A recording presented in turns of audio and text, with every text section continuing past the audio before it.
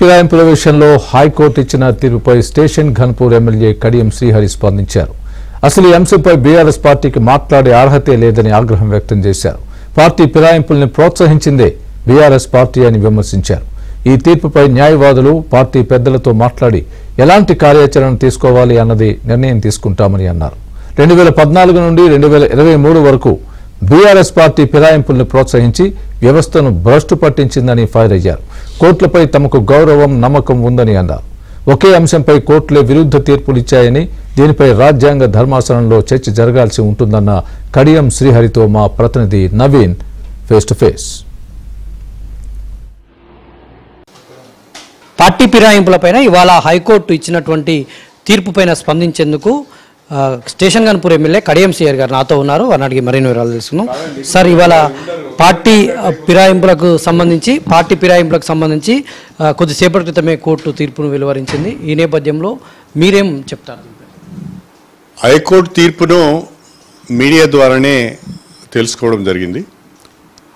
High court తీర్పు యొక్క పూర్తి పాఠాన్ని నేను చూడలేదు.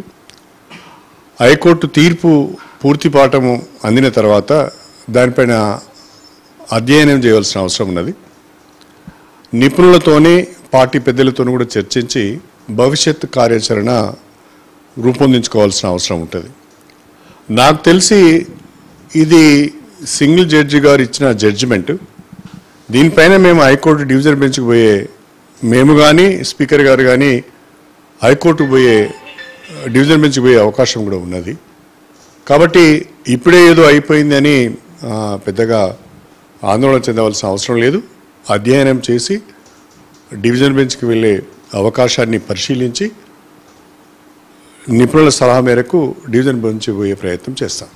ఇదే అంశంపైన ఖచ్చితంగా ఈ 4 నియోజకవర్గాల్లో ఎన్నికలు వస్తాయి అని బీఆర్ఎస్ నేతలు ఎర్రబెల్లి దయాకర్ రావు, మీ మాజీ స్నేహితుడు ఎర్రబెల్లి దయాకర్ రావు వచ్చు, వీళ్ళంతా మాట్లాడుతున్నారు. దీనిపైన బీఆర్ఎస్ పార్టీలో ఉన్న వాళ్ళందరూ మాజీ స్నేహితులే, కాదనేది ఏం లేదు. బీఆర్ఎస్ పార్టీకి కానీ బీఆర్ఎస్ పార్టీ నాయకులకు కానీ పార్టీ ఫిరాయింపుల పైన మాట్లాడే నైతిక హక్కు లేదు. తెలంగాణలో రాజకీయ వ్యవస్థను భ్రష్టు పట్టించింది, ప్రజాస్వామ్య వ్యవస్థను భ్రష్టు పట్టించింది, అహంకారంతో విర్రవీగింది బీఆర్ఎస్ పార్టీ. 2014 నుంచి 2023 మధ్య కాలంలో పెద్ద ఎత్తున ఫిరాయింపులను ప్రోత్సహించి ఎన్నికైన ఎమ్మెల్యేలను కొనుగోలు చేసి శాసనసభలో ఉన్న వివిధ రాజకీయ పార్టీల శాసనసభ పక్షాలను కూడా విలీనం చేసుకొని ప్రజాస్వామ్యాన్ని అపహాస్యం చేసింది బీఆర్ఎస్ పార్టీ. కాంగ్రెస్ పార్టీని విలీనం చేసుకొని కాంగ్రెస్ పార్టీ శాసనసభ పక్షాన్ని, టీడీపీ శాసనసభ పక్షాన్ని, వైఎస్ఆర్సీపీ శాసనసభ పక్షాన్ని, సిపిఐ శాసనసభ పక్షాన్ని, అన్ని శాసనసభ పక్షాలను కూడా విలీనం చేసుకొని శాసనసభలో ఇంకా మాకు ఎవరు లేరు ఎదురు అనే విధంగా విర్రవీగడం జరిగింది. కాబట్టి ఫిరాయింపులను ప్రోత్సహించి శాసనసభ పక్షాలను విలీనం చేసుకొని రాజకీయ వ్యవస్థను భ్రష్టు పట్టించిన బీఆర్ఎస్కు దీనిపైన మాట్లాడే నైతిక హక్కు లేదు. గతంలో ఇదే అంశంపైన కోర్టులు వేరే పరస్పరమైనటువంటి విరుద్ధమైనటువంటి తీర్పులు రావడాన్ని మనం చూసాం. దీన్ని మీరు ఎట్లా చూస్తారు? పార్టీ ఫిరాయింపులపైన సుప్రీంకోర్టు 2 భిన్నమైన తీర్పులు ఇచ్చింది. ఇప్పుడు ఆ 2 కూడా మన ముందున్నాయి. చివరికి తెలంగాణ హైకోర్టు కూడా పార్టీ ఫిరాయింపులపైన 2 భిన్నమైన తీర్పులు ఇచ్చింది. కాబట్టి ఈ పార్టీ ఫిరాయింపులపైన సుప్రీంకోర్టు స్థాయిలో రాజ్యాంగ ధర్మాసనం రివ్యూ చేయవలసిన అవసరం ఉన్నది.